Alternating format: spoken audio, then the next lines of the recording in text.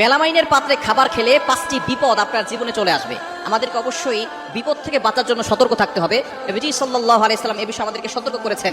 নবীজি সাল্লাল্লাহু আলাইহি সাল্লামের যে হাদিসগুলো আছে তার ভিতরে চিকিৎসার একটা অধ্যায় রয়েছে, যেখানে নবীজি সাল্লাল্লাহু আলাইহি সাল্লাম সতর্ক থাকতে বলেছেন।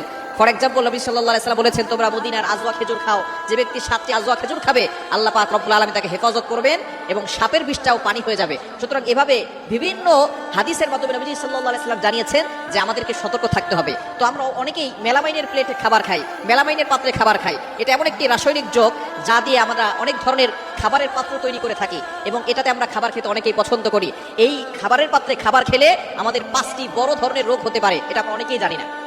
অনেক ডক্টররা নিষেধ করে দেন যে মেলামাইনের পাত্রে খাবার খাবেন না, এবং আমরা অনেকে গরম খাবার খেতে পছন্দ করি। ভাত রান্না করার পরেই সাথে সাথে এই ভাতটা মেলামাইনের প্লেটে রাখলে দেখা যাচ্ছে যে সে মেলামাইনের ভিতরে যে রাসায়নিক যে পদার্থগুলো আছে এগুলো বের হয়ে এটা আপনার পেটে গেলে আপনার পেটে বিষাক্ত ভাইরাস গিয়ে আপনার পেটে বড় ধরনের সমস্যা হতে পারে। এজন্য মেলামাইনের প্লেটে খাবার খাবেন না। মেলামাইনের প্লেটে খাবার খেলে 5টি বড় ধরনের রোগ হবে। নাম্বার 1, 1 নাম্বার হচ্ছে এখানে মেলামাইনের প্লেটে খাবার খেলে আপনার পেটের ভিতরে কিডনিতে পাথর জমে যাওয়ার সম্ভাবনা থাকে।